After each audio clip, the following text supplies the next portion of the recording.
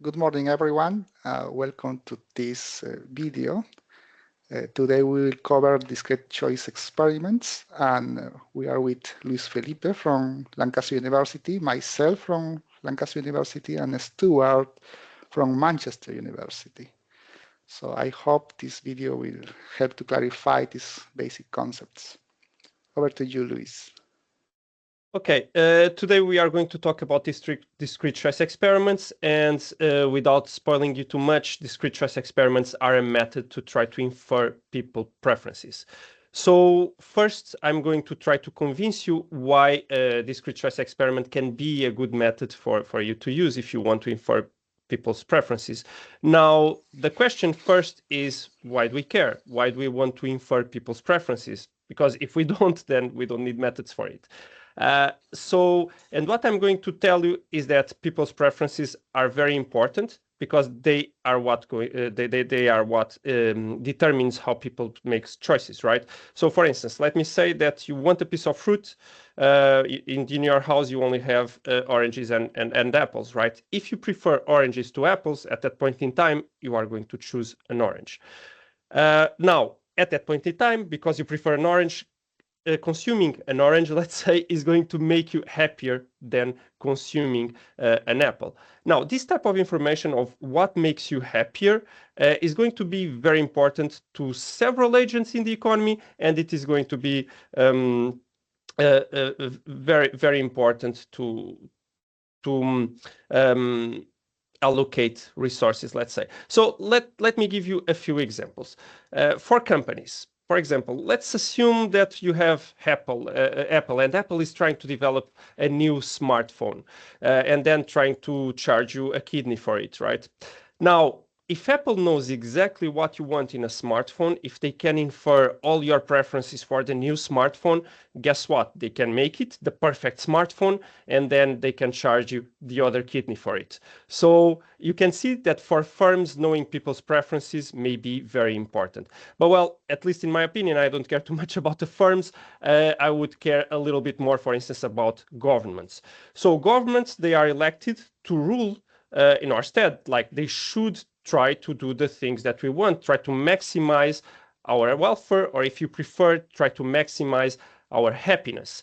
Now, the only way they can do that is if they know what we want. What are the things that maximize our happiness?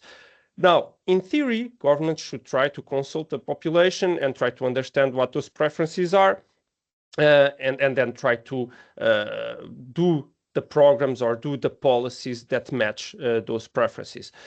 Now, well, we can argue if they do that or not. That's another story. But how could they do that? Again, they need to have methods in order to gather those preferences to then try to align policies with what people want. Now, other examples, let's go to healthcare, because I think here we are all health economists. I think people have been talking more and more and more about having co-decisions between doctors and patients, having the patients involved in decision-making, in what treatments they are going to receive and how they are going to receive it. Again, that is an example of getting the services to know the people's preferences and to align the treatments to their preferences so that everyone is happier, that people are more satisfied with the services. Some other examples, city planners, they may want to know people's preferences in order to decide if they want to invest more in public parks or in public transportations or in new roads. Now, some other examples could be if you go to certain communities, you may want to know people's preferences in order to hear the more marginalized voices, or maybe know the preferences of people towards helping the more marginalized people. And finally, the last example that I have for you is that, for instance, in terms of environmental awareness, things have been developing a lot, maybe not as much as you may want, but they have. And again, firms, they may want to know your preferences for environmental awareness to create sustainable products, and probably also to charge you a kidney for it. And governments, they may want to know as well how much do you value certain aspects of the environment to try to, again, create policies that suit those preferences. For instance, you have now all the policies of reaching net zero by X amount of years. So that would be an example. Now, of course, we want to know what people prefer, but implicitly, and I was basically already talking about that, we want to measure the preferences of people. And measuring the preferences of people, again, is important because we want to know which ones they prefer the most and by how much. So for instance, let's say you are a government, so you know how much you should invest on something because you know that people value that much. That would be an example. Knowing exactly how they quantifying their preferences is important for allocation purposes, and to know that if it is worth to, for instance, invest a certain amount of money to address a certain type of preference.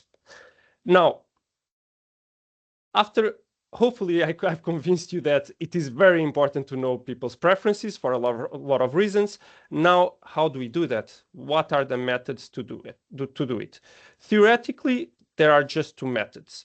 Well, two groups of methods, let's say.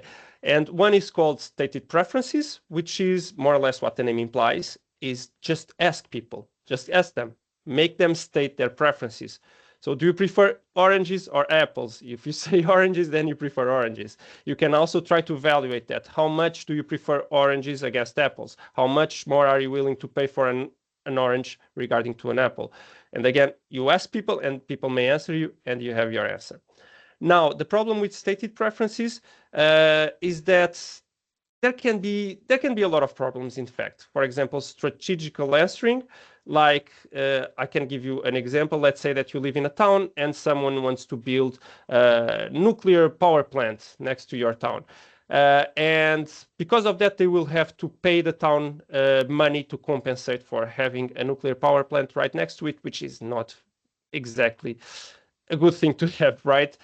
And if they go and ask people how much do they need to be compensated for it, people, of course, they will shoot to the stars. They will say, I want everything. It's the worst thing that will happen in my life. I want to receive a lot of money to be compensated for it so that I can move to somewhere else and buy a big home and so on. So there will be sometimes strategical answering because people know what you want and they know that they can profit from it. Sometimes, for example, if it is something hypothetical and so on, they may not fully understand the information and may give you some sort of answer that is actually not right because they didn't fully understand the problem. So there are several problems with stated preferences. They can also be sometimes expensive because you may need to do interviews or focus groups or big surveys, and you probably need money to do those. So that would be a problem. Now, what is the alternative? The alternative is revealed preferences, and this is the gold standard. Revealed preferences is very cool because you don't do anything. You just let people go on with their lives, and then you just see how people choose. And then from the people's choices, you can most of the times infer the preferences. Again, if I see you entering in a store and you can buy apples or you can buy oranges, and you decided to buy oranges, guess what? It means that you prefer oranges to apples, at least at that point in time. Now, this is revealed preferences. And an example would be the housing market.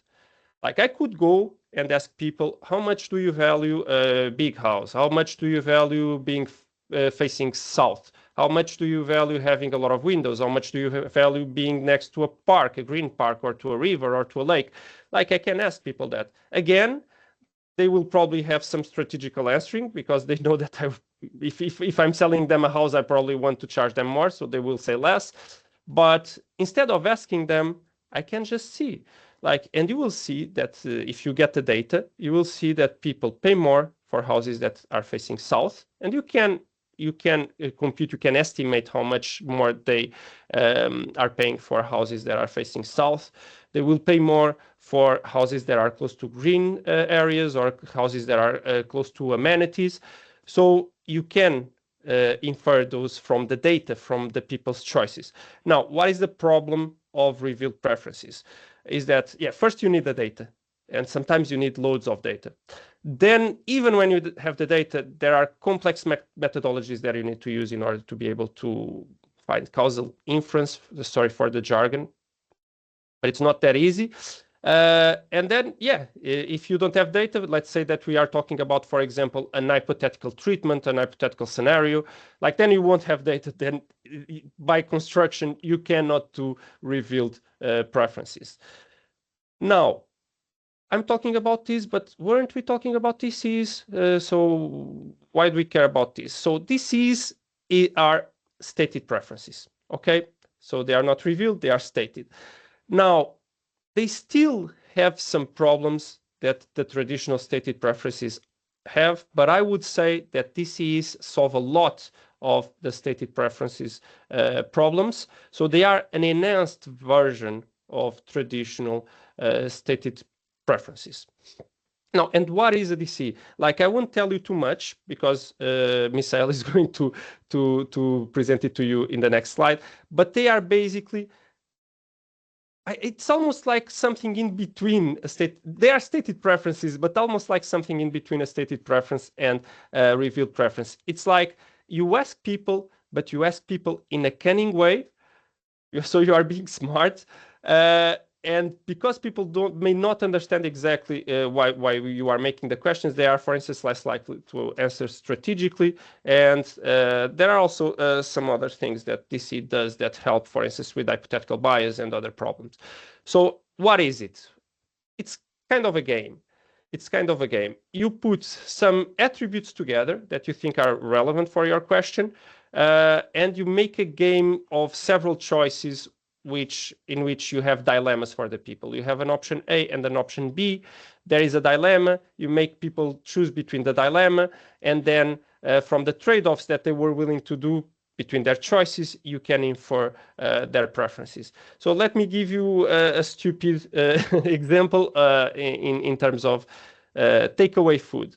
Like, okay, in takeaway food, you probably will care about the price, you will probably care about the taste, maybe you will care about healthiness, and maybe you will care about waiting time. Okay, now let me say that I give you one option A and one option B. In option A, the price is better, so it's smaller, and the taste is also better. But in option B, while the price is higher and the taste is not as good, the option is healthier, and also you wait less time for it. So there's a trade-off. So if you choose option A, you are basically telling me that you are probably going towards the price or the taste. That's what you care most about. So if you choose option B, it's probably because you care more about healthiness or you care more about waiting time. So if I do several of those where I keep changing things, I will be able to detect which ones are the attributes that lead you to choose the options the most. Okay, so again, it's stated preferences. I'm asking you, I'm making this game with you, but I'm trying to infer from your choices to understand your preferences. Now, again, this is very good because strategical bias is probably going out of the window. Also, in terms even of the hypothetical hypothesis, this is very good because you can do hypothetical hypothesis with this, and it's a little bit better than traditional stated preferences because you can kind of anchor or ground the hypothetical attributes onto the other more realistic attributes so that people make more realistic choices. So they can be a very interesting method. They still have their problems, some of the stated preferences problems. It is difficult to create good designs, and if you don't create a good design, then you are going to elicit wrong preferences, so it's not ideal in that sense. You need to really be very good at creating the design, and they can be expensive as well. But it's definitely a very interesting and fun methodology that you should have into account. Now, I'll give it to Misael to explain a little bit more of what they are exactly. Okay.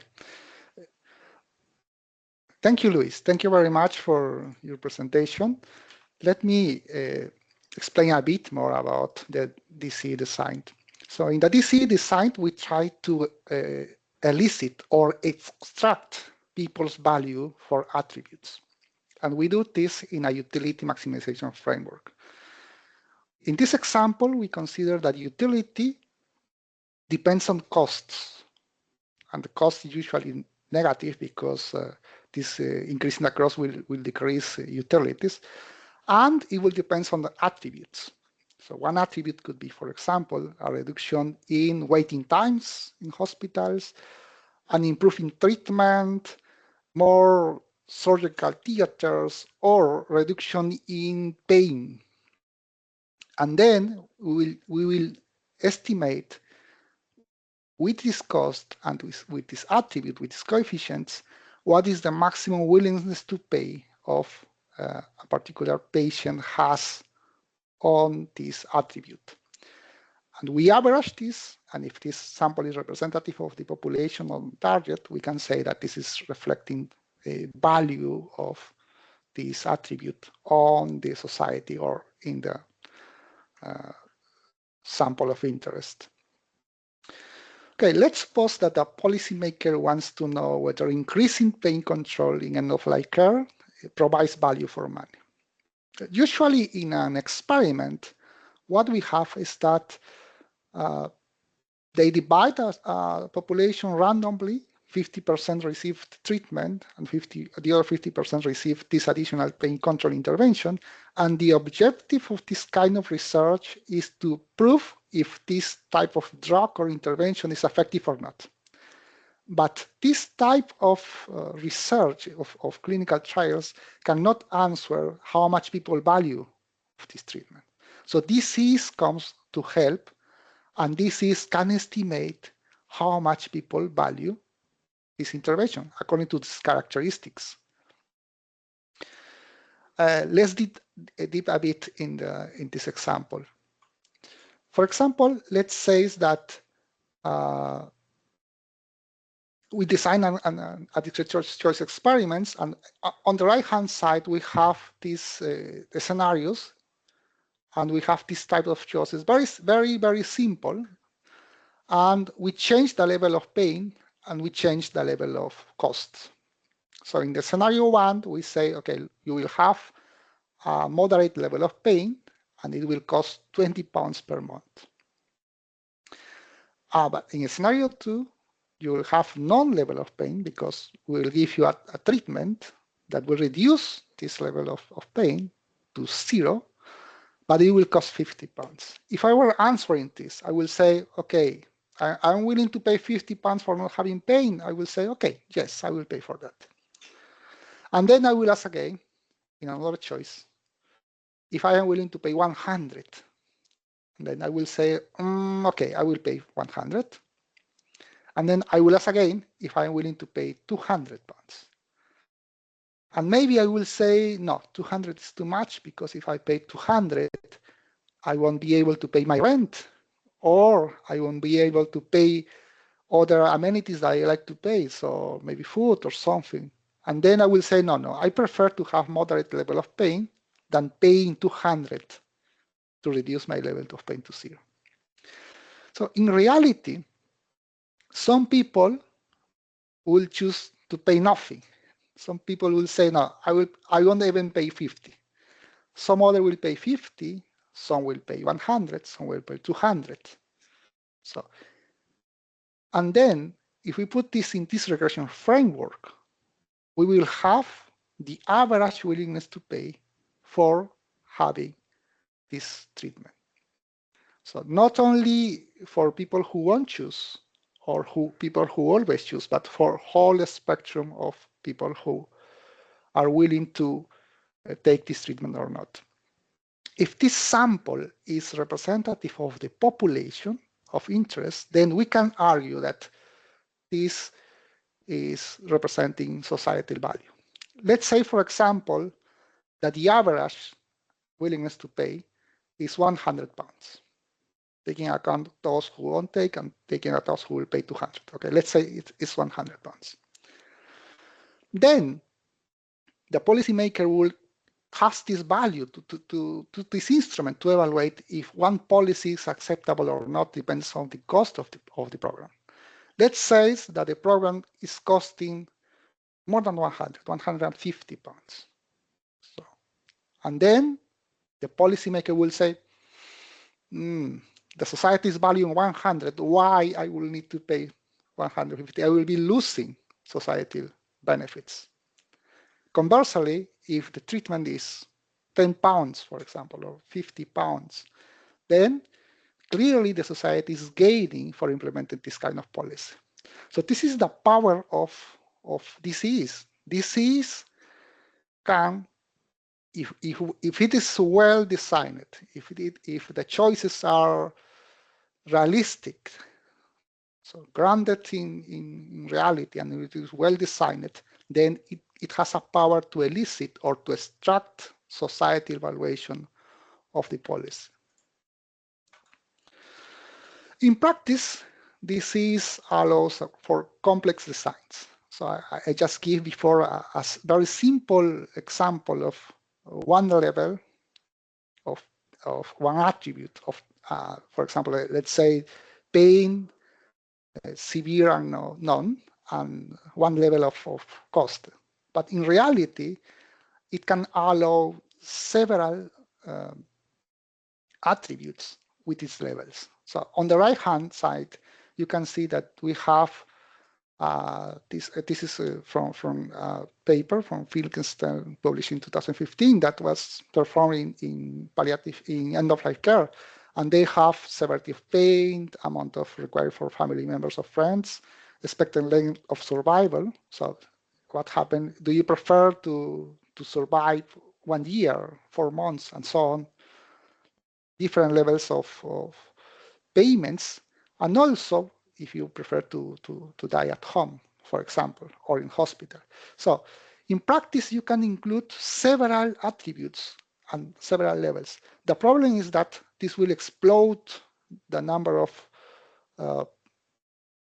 choices needed to elicit this kind of experiment. There are techniques to reduce the number of combinations of choice tasks and ensuring that all the coefficients could be estimated.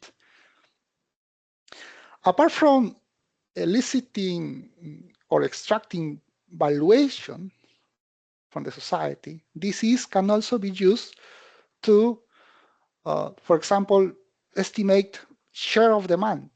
So how many people could take this treatment or not. And also, if we have a limited amount of money, they can guide which characteristics are more valued by the society. So policymakers can